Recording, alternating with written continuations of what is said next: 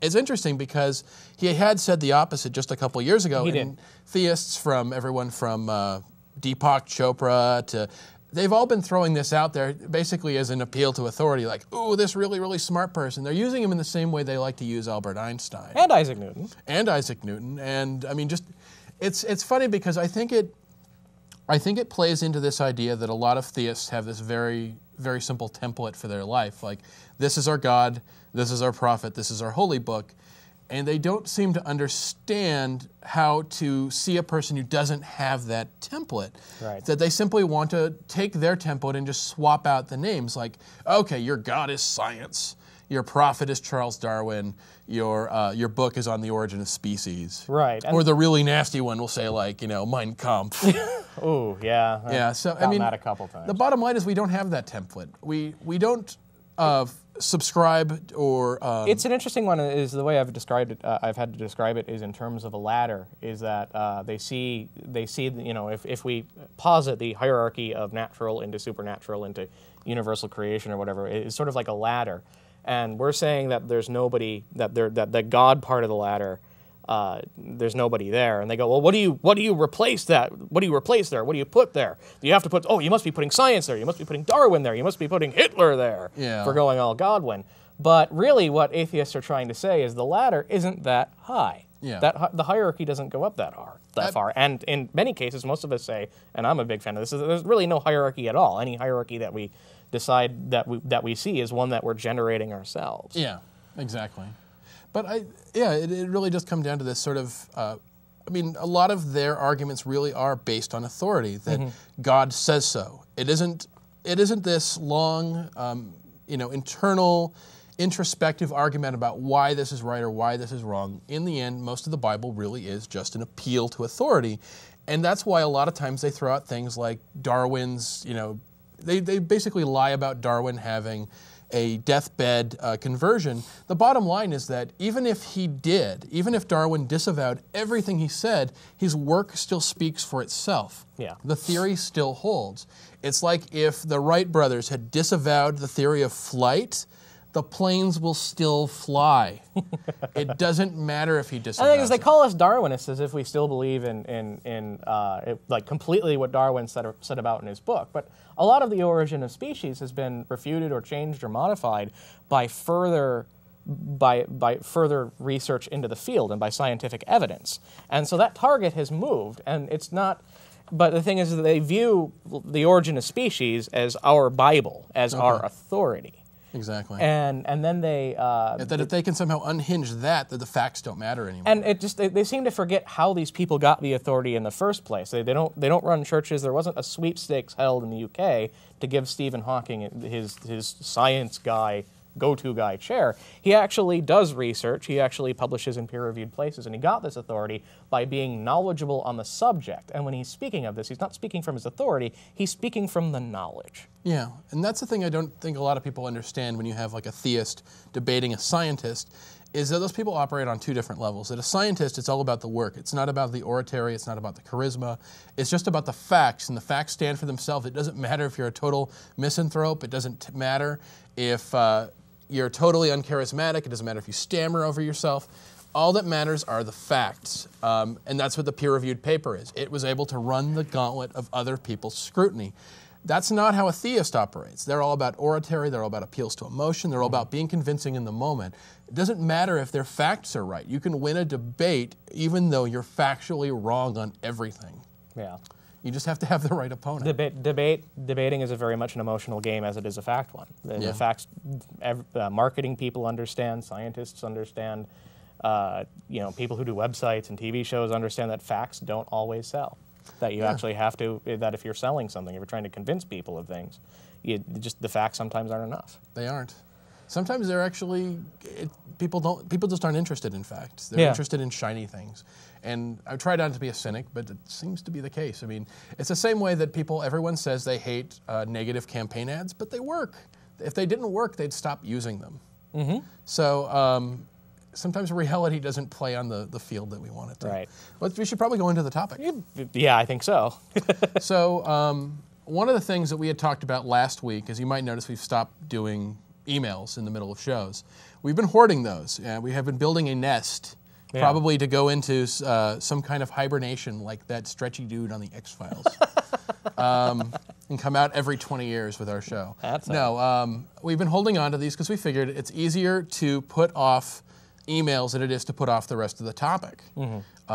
It's a lot harder to just bring it up later with a different set of hosts than to just get cut off. We can do emails later. We thought now we can do attention. This is about viewer calls and emails, and this is our chance to answer what you, the viewer, have to say, and also give you an opportunity to call us. And we're gonna want you on the phone, so we want to talk to you. And it doesn't have to be what we're talking about, especially this episode, because our focus is on the calls and the emails. If you want to talk about anything, just give us a ring, and hopefully something atheism related. But yeah, give us a ring. We'll have the phone number up in a bit. So. I was just wondering if somebody at booth can bring me the cassette tape really quick. And I'm going to give the intro to this. This is an email we got from Scott from Langley, BC, Canada. He said, "Howdy from Langley, BC, Canada. Wanted to drop you a line and say it's great to have you guys on the air. Wanted to tell you what happened to me about 12 years ago when I was 24. I was raised in a secular home with no reference to religion or atheism and had been allowed to find my own way, which is actually kind of like me. I'd spent about 20 years describing myself as a non-traditional Christian. I had believed that Jesus had existed, but didn't think he was the Son of God. 12 years ago, while living in Calgary, as a coworker asked me to come to her church to hear their amazing 300-person choir that they truly were inspiring to listen to. So inspiring, in fact, that I began to attend services at church whenever my work schedule would allow. After 2 months, a church elder approached me one day after services and introduced himself to me. I shook his hand and was happy that he and the other churches, and informed me how happy he was and the other members of the church were to have me with them. And he discussed if I intended to keep attending the church. I would have to shave off my goatee. I naturally assumed that he was kidding, and I chuckled, but he was not. They were quite serious and insisted that I have to shave off facial hair as a sign of evil, or the devil in particular. Not wanting to cause a scene, I shook his hand and told him I'd consider it. He never asked why I'd grown it, but here's a little thing here, because it's another one of those kind of crazy things that religions do, because this actually isn't in the Bible, because they do tell you to actually not shave your beard at all, let alone shave it like that. But I'm actually going to take pastor's advocate on this one. I'm going to say that we know that correlation is not causation, but there is a strong correlation between the goatee and pure evil. This is something that I would like to say that if we can bring up the picture, we actually created a collage to show that there is a strong correlation between evil and the use of the goatee. Now, this is something I'd like to throw out to the viewers. I don't know.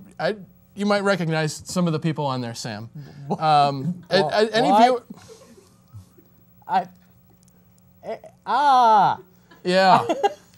Yeah. So what I want to throw out. I think I saw the man. Yeah.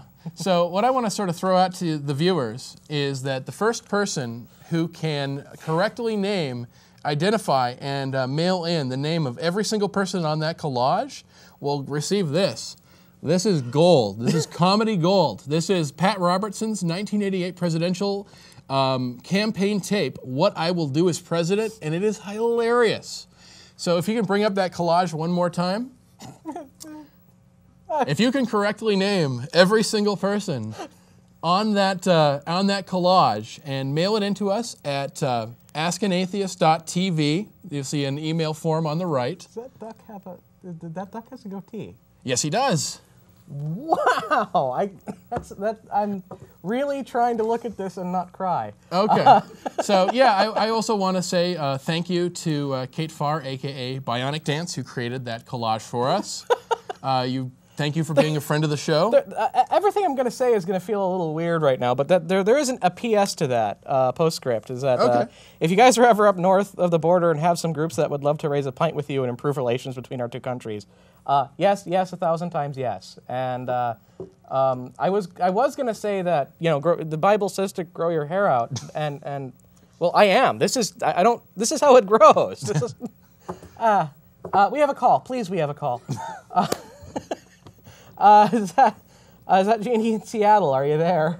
I'm here. Hi. Hey. How you doing? Fine, thank you. I was, you brought to my mind an interesting thing that happened when I entered high school some time ago. I'm 86 years old, so that was some time ago.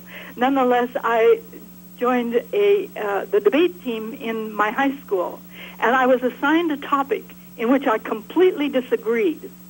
I won the debate. At that moment, debate was off of my list, as was politics. And I have lived a rather happy life since then, and I join you as being a proud atheist.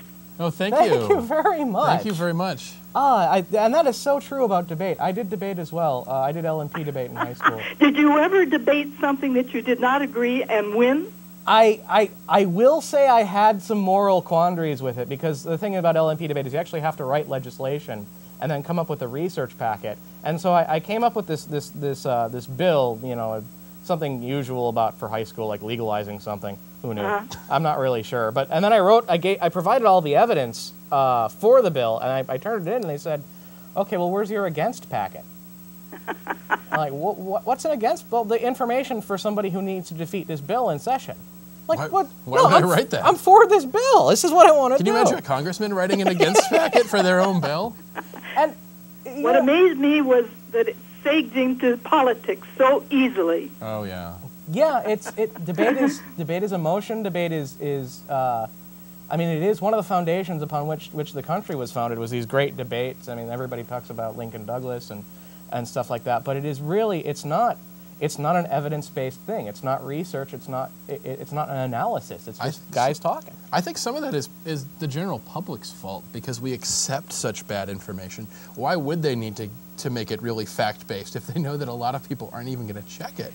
Yeah, I suppose. I think most people, I don't know, maybe it's just the Glenn Beck factor. People just kind of take certain charismatic figures' words as gospel. Yeah, that's true. And sadly, debate really plays up that. It does. And I have to admit that I've been bitten by the political bug, and I didn't get rid of politics from my life. But after debate, and I actually did really well in debate. All of my trophies are from debate and not from any of the sports I tried.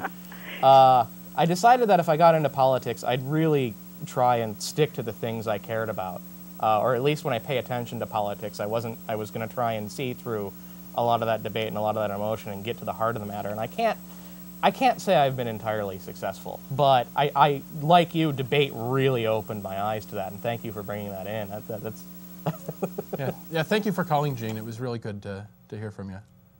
And Atheist in Seattle. Yeah. Good. So here's our next email. This is Travis from Australia, because we do have an international audience. We are international. Please listen to that, Seattle City Council. Yeah. Actually, we have regular viewers from the statistics on our website. We have regular viewers in something like 27 countries, and then in all countries that have visited is something along the lines of 50 at this point. Oh, wow. So things you learn on the website. So here's one from Travis from Australia. He says, if an all-knowing and all-powerful God of some kind were proven as the almighty creator of the universe, would you worship such a deity? If so, why? Ooh. Oy. I got a quick one for that. And this goes into some of the terminology we've been wanting to talk about. No. No. Straight up no. Yeah. I mean, one is you don't know any of the qualities of this being other than it's all-knowing and all-powerful. It could be Xenu. It could. I mean, if it's a Christian God, there's no way I would worship that God. I would live in fear of that God if it were proven to be true. There's no way that's the thing is we talk about atheism and we talk about agnosticism and how, and we're going to get into that a little bit, and about how they're separate, is that I am 99.9 with a line over it % certain that none of the gods that we've posited as humanity exist. Yeah. The universe is too wide, it's too big, and those gods are too silly. It's too majestic. There's so much complexity going on. It's such a neat thing, going back to Cosmos. It's beautiful, it's wonderful, and I can't think that if somebody put that together that they'd want to be worshipped. That seems so petty. Yeah. That's the thing is I would honestly say that any God who demanded worship immediately disqualifies himself from being worthy of worship. They say that about the presidency too. Yeah, actually. but it would be nicer if it it worked that way.